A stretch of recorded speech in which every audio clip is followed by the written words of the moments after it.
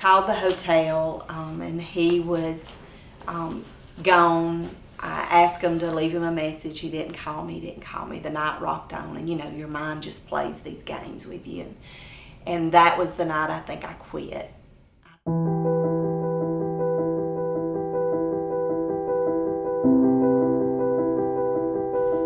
My stepdad raised me. My biological dad wasn't a part of my life. So when my mom and dad divorced when I was 15, it was devastating. We came home one day and Mom had packed up and we got off the school bus. She sat us on the porch and said, I'm leaving your dad. Joey and I, as our relationship began to grow, we would talk about one day when we got married, we're not going to raise our children in a divorced home. They're not going to live that way. We're going to have a good family life. And all the time, neither one of us were in church. This thing that was missing in my life, I didn't know what that thing was. So I found that in my relationship with Joey. When I was a senior in high school, Joey and I got married. We were pregnant with Jessica, and we discussed it, and he had been out of school a couple of years, and he said, no, we can do this, and we're going to do this. And we discussed once again that, okay, this is it. We're going to be married forever. Our children will never live in a divorced home. So Jessica came along, and I stayed at home with her for a couple of years, and then decided I need to get a job. We wanted a home. That was something, he had never lived in anything besides a mobile home, and we wanted a home. So got in a career that I felt like, I was stable, 8 to 5 every day, raising children. Probably our second year of marriage, he started driving a truck, and we discussed that. I won't be on the road. It's just going to be gone every now and then. In the busy season, I'll be home. Okay, but the money's good. Okay. And that's where we were looking for happiness, was in, we can buy a house, we can buy a car, we can take care of our children. I guess probably about the 10th year of our marriage, the trucking business had began to grow, and he began to be gone longer and longer, and so they began to work a job in Texas, and he said, okay, this is good. This is going to be good for our family. We had bought a house by now, and our children were doing well in school, and our jobs were secure, and he said, it's going to be good for us, the money's good. And I said, okay. So we agreed to it. I'll be gone like 2 weeks, then I'll be home, and I'll be gone a week, and it was a schedule drawn out. And well, the 2 weeks became 4, and the 4 became 6, and I got to a place that I just couldn't handle it anymore. I just had so much going on in my life at home. I felt like it was my life and his life. It wasn't our life. And so in the middle of the night, I had my mom at my house. She had just come home from the hospital. I had my brother who had just had a new baby. I'd brought them to my house because I was worried about them. So I had my children in Jessica's bedroom, and I was sleeping on the floor. And just trying to take care of everybody, I think. And I just needed my husband. So that night I called him and couldn't get him. Couldn't get him on the phone. Called the hotel, and he was gone. I asked him to leave him a message. He didn't call me. The night rocked on, and your mind just plays these games with you. And that was the night I think I quit.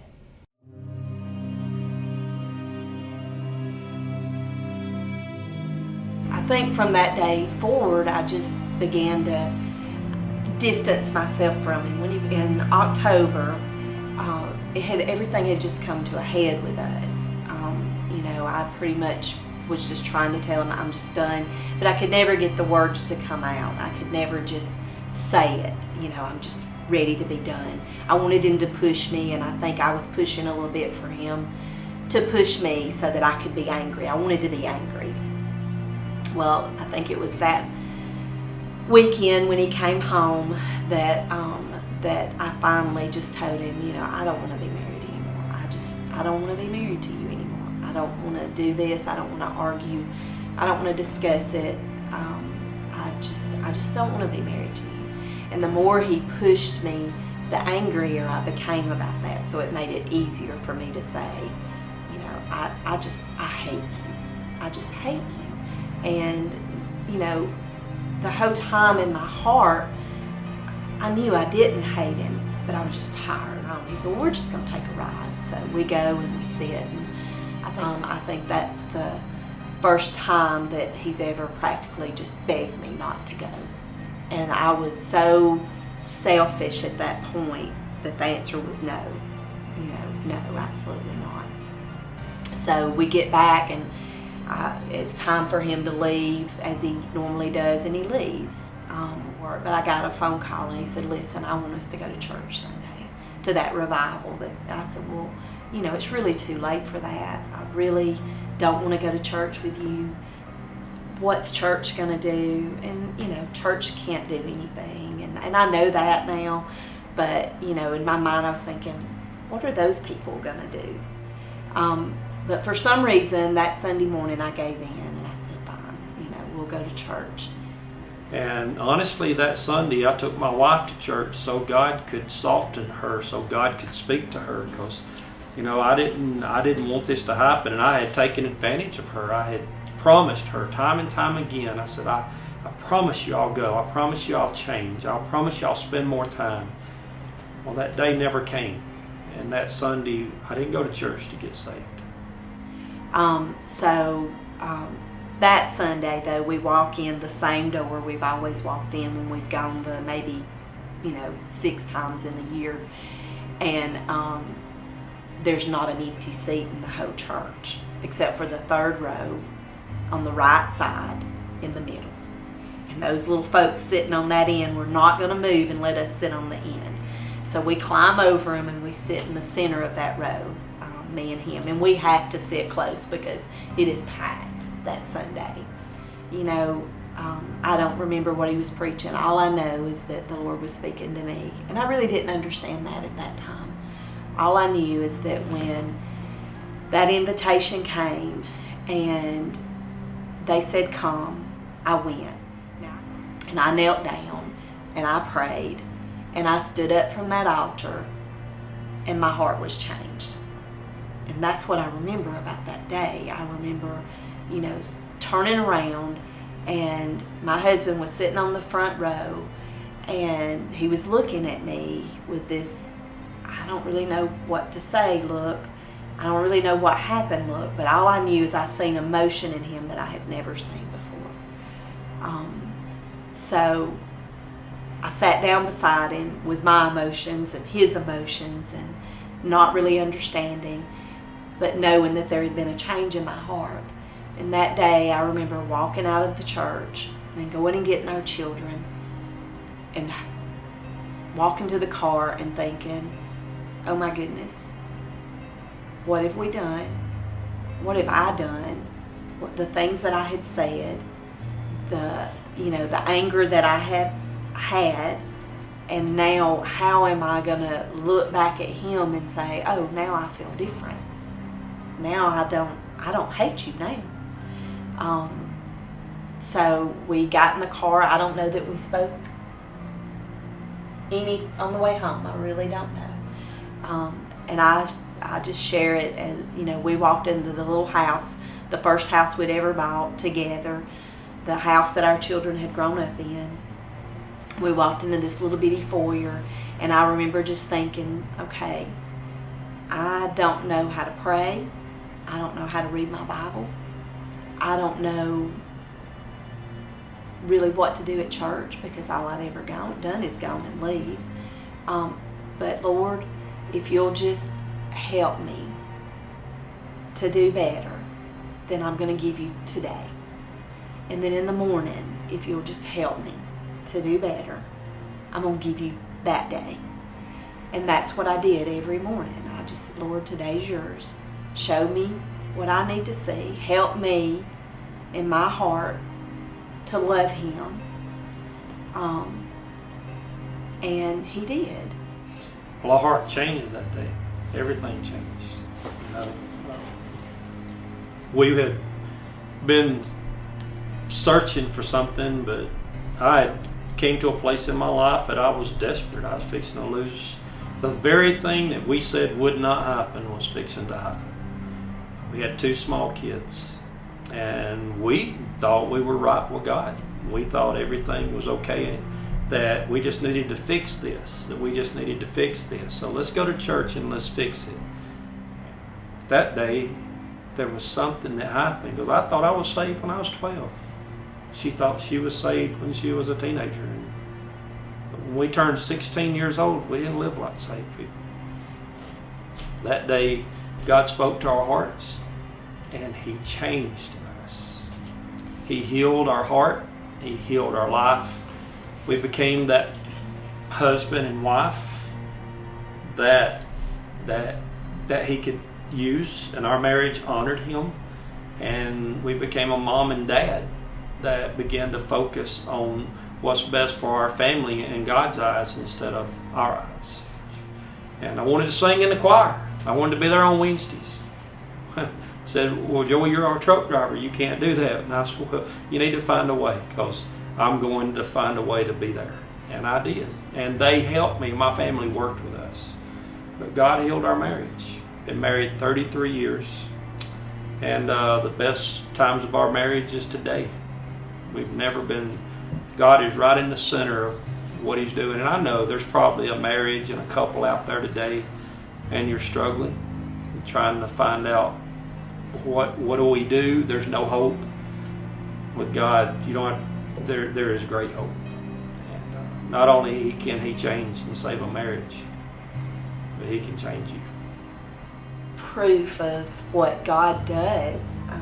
I remember as the weeks went on, I thought, well, I want to go to church on Wednesday night. But what do you do at church on Wednesday night? He was still on the road, so we would go to church on Wednesday night. And then Sunday we would go as a family, and we wanted to go. I was excited. I was so excited about Sunday coming. And my first Sunday school class was the 4-year-olds. And I thought, oh, this is just right where spiritually I'm a baby and I need to, this is good for me. And it was, the stories made sense to me like they had never made sense to me. So I grew so much teaching that 4-year-old class for 2 years. A year rocked on, and forgiveness had become such a good thing in our life. Not just that God had forgiven us, but that we had forgiven each other. And those things that took us 12 years to, build up walls, to the bricks and the walls that you build up, it's like overnight God had tore those down, and we didn't realize that. It took us a year to realize really what had happened in our lives and in our relationship. In a year he was ordained as a deacon, and in 2 years he was doing children's ministry and on staff, and we served at an amazing church that there were so many that spiritually grew us, that walked with us and showed us what it meant to be a Christian, a true follower of Jesus Christ, not just a churchgoer. And I'm so thankful for that. And I'm so thankful for all that God's done in our life. But I think most of all, I'm thankful for our family. Most of all, I'm so thankful for the relationship that He rebuilt. Our focus was God saving our marriage. But I never knew one day that He would want me to be a pastor. I never knew one day that I could actually be on staff at a church. Not me, not a truck driver, not somebody that had almost failed in his marriage and struggled as a dad. But then God, I student ministry, and for 10, 11 years at our other church, and then God calls me and deals with my heart about being a pastor, and I'm just, God, no, how? And He just takes simple people. If you'll just have a genuine relationship with Him, He'll just do amazing things through your life. So He sends us to a church called Union 3, and He prepared us for this. He didn't just save our marriage. He gave us a legacy to live. He wanted us, how many marriages have been saved since God saved our marriage? How many children? how many hundreds of people we've led the Lord. You know, in Africa, in Peru, in Puerto Rico, Mexico, United States, and in here, hundreds of people have given their lives to Jesus Christ. So God knows what He's doing when He deals with your heart. There's so much more involved than just you. So now God has taken something that we didn't even know, we didn't even think we had a future yet.